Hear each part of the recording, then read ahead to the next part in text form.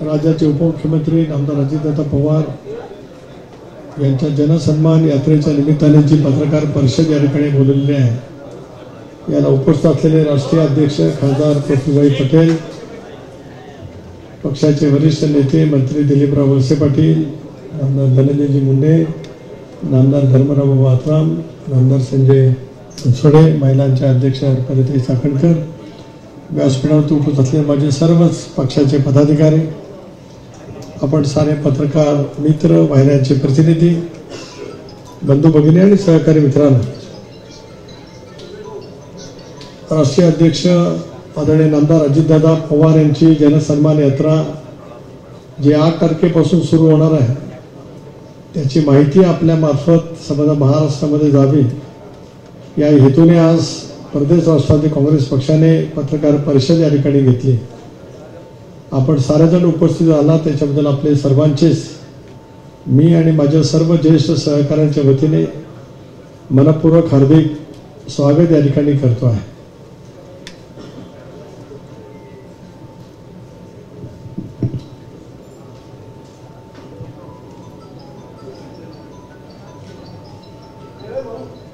आज आम्ही या यात्रेचं नाव जनसन्मान यात्रा ही ठेवण्याचं महत्त्वाचं कारण लोकशाहीवरचा आमचा दृढ विश्वास आणि ज्या वेळेला काही योजना अजितदादांनी राज्याचे अर्थमंत्री म्हणून या ठिकाणी दिल्यात, त्या योजना जनतेच्यापर्यंत पोहोचवाव्यात, हा सुद्धा एक तऱ्हेचा जनतेचा सन्मान आहे.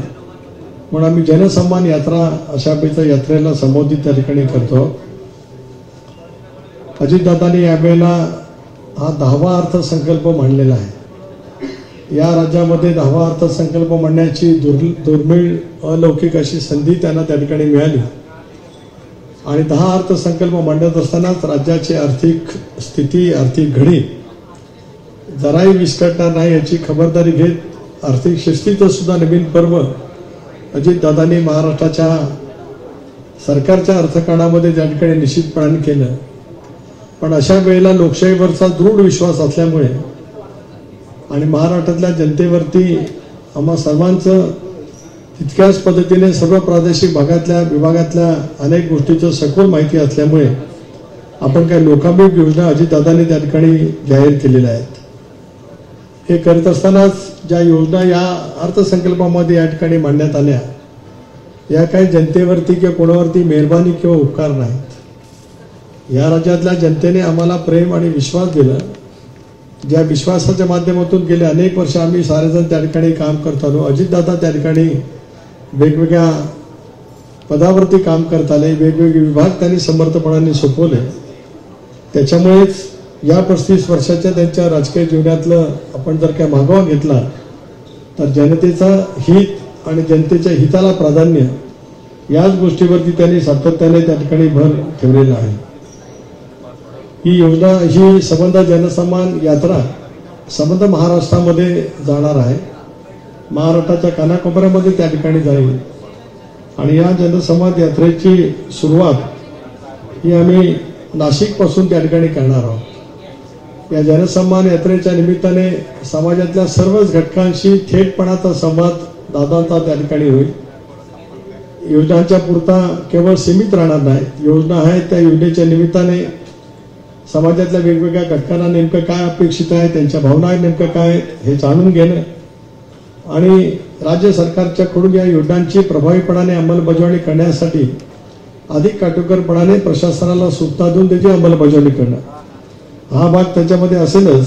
पण याच्या खेरीज समाजातल्या वेगवेगळ्या घटकांशी संवाद करण्याचा हा आमच्या सर्वांचा प्रयत्न आहे आणि ही संबंध यात्रा महाराष्ट्रामध्ये हायब्रिड मॉडेलमध्ये त्या ठिकाणी होईल आणि या संबंध यात्रेच्या दरम्यान प्रत्येक विधानसभा मतदारसंघामध्ये 2 किंवा 3 आम्ही सभा किंवा कार्यक्रम त्या ठिकाणी ठेवणार आहोत, ज्याच्यामध्ये एखाद्या मोठ्या हॉलमध्ये, कारण पावसाचे दिवस आहेत, पर्जन्यकाळ, पाऊस काळ सुद्धा महाराष्ट्रामध्ये चांगला होतोय, त्याच्यामुळे बळीराजा सुखावला आहे, काही ठिकाणी अधिक पर्जन्यवृष्टी झाली, त्याच्यामुळे काही नुकसान झालेलं आहे. पण तरी सुद्धा महिला, युवक, शेतकरी, आदिवासी आणि उपेक्षित घटकांशी दादांचा संवाद त्या ठिकाणी राहील आणि हा संवाद होत असताना त्यांच्या मनातल्या असलेल्या भावना समजून घेत अधिक प्रभावीपणाने राज्य सरकारच्या यंत्रणेच्या मार्फत या साऱ्या काही गोष्टी कशा उत्तम पद्धतीने पोहोचू शकतील हा आमचा सर्वांचा दादांचा त्या ठिकाणी प्रशासनाच्या माध्यमातून प्रयत्न राहील। संघटना म्हणून राष्ट्रवादी काँग्रेस पक्ष पूर्ण क्षमतेने पूर्ण ताकदीने या संबंध जनसंवाद यात्रेमध्ये त्या ठिकाणी सहभागी निश्चितपणे होईल आणि जनसंवाद यात्रा ही 8 ऑगस्टला सुरू होईल आणि त्यातला पहिला टप्पा 31 ऑगस्टला संपेल आणि त्याच्यानंतर मग नंतरच्या कालावधीमध्ये उरलेले विभाग सुद्धा त्या ठिकाणी होतील। उत्तर महाराष्ट्राच्या नंतर पश्चिम महाराष्ट्र, मुंबई आणि विदर्भ असं 31 ऑगस्टपर्यंतच्या यात्रेचं त्या ठिकाणी स्वरूप आहे, जी पूर्णपणाने त्याची प्रत्येक विधानसभा मतदारसंघामध्ये आम्ही कशामध्ये करणार आहोत त्याची माहिती आपल्याकडे त्या ठिकाणी दिली जाणार आहे।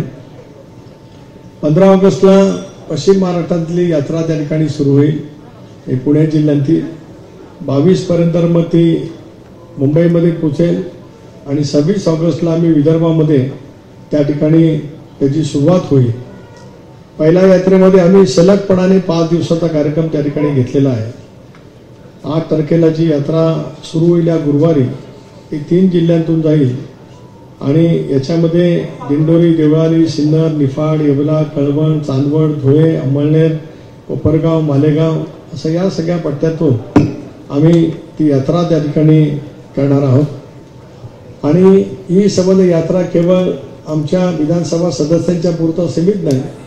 राष्ट्रवादी काँग्रेस पक्षाचे आमदार हे तर आमचा महत्त्वाचे नेते त्या विधानसभा मतदारसंघातील आहेत, पण कार्यकर्ते आणि कार्यकर्त्यांच्या बरोबर जनतेचा सन्मान, जनतेशी संवाद, सर्वसामान्य जनतेशी संवाद हा आमचा त्याच्यातला एक महत्त्वाचा भाग आहे। या दौऱ्यामध्ये एक प्रामुख्याने गोष्ट आम्ही ठरवलेली आहे की दौऱ्याच्या प्रत्येक दिवशी संध्याकाळी आमचे जे युतीतले मित्र पक्ष आहेत, शिवसेना आहे, भारतीय जनता पक्ष आहे, संध्याकाळच्या वेळेला काही वेळ राखून भारतीय जनता पक्ष किंवा शिवसेनेचे त्या परिसरातील काही आमदार असतील, पक्षाचे प्रमुख, जिल्ह्याचे अध्यक्ष असतील, इतरही काही त्या पक्षाचे नेते असतील, त्यांच्याशी सुद्धा जवळपास 1 तास 1.5 तास संवाद आम्ही करत महायुतीचं सुद्धा एक सौहार्दाचं वातावरण, राज्याचे राष्ट्रवादी काँग्रेस पक्षाचे राष्ट्रीय अध्यक्ष ज्यावेळेला जातात त्यावेळेला महायुतीतील प्रत्येक घटक पक्षाशी आणि इतरही आमचे मित्र पक्ष आहेत, ज्या ज्या ठिकाणी इतर मित्र पक्षांचा प्रभाव असेल, भारतीय जनता पक्ष आणि शिवसेना सोडून त्या ठिकाणी सुद्धा इतर मित्र पक्षांना सुद्धा आम्ही त्या ठिकाणी निमंत्रित करू, जेणेकरून त्यांच्याजवळ सुद्धा आम्हाला संवाद त्या ठिकाणी त्या निमित्ताने करता येऊ शकतोय। ही जी यात्रा सुरू होते आहे, जसं मी आपल्याला मगाशी सांगितलं की नाशिकपासून सुरू होते आहे आणि 8 तारखेला त्याची सुरुवात दिंडोरी, देवळाली या मतदारसंघातून होईल, मग निफाड, येवला, सिन्नर अशा पद्धतीचं संबंध यात्रेचं स्वरूप त्या ठिकाणी आहे आणि ते आपल्याला सुद्धा त्या ठिकाणी आपल्याला देण्यात येईल।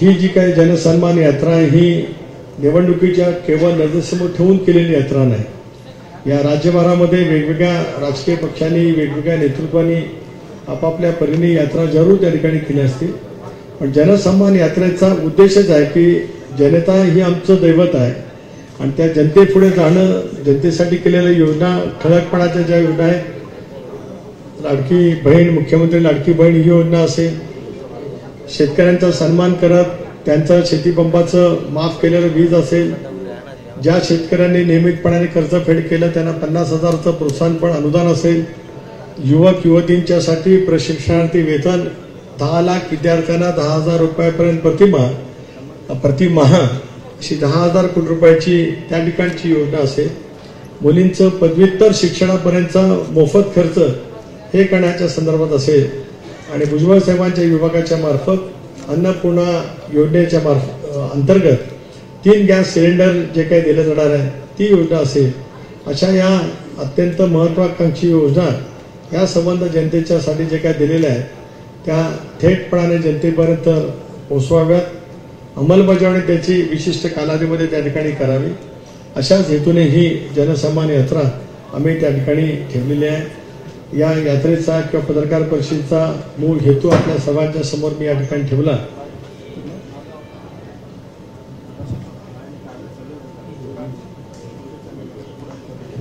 आपण काही समाजकारक संस्था पण करावा अशी विनंती आहे.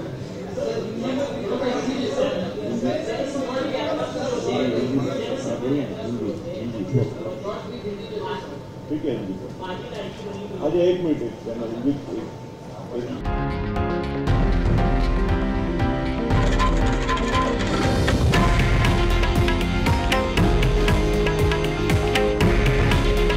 हे आहे देशातील नंबर 1 न्यूज नेटवर्क आणि आपण पाहत आहात TV9 मराठी. काळजी तुमची, हित महाराष्ट्राचं.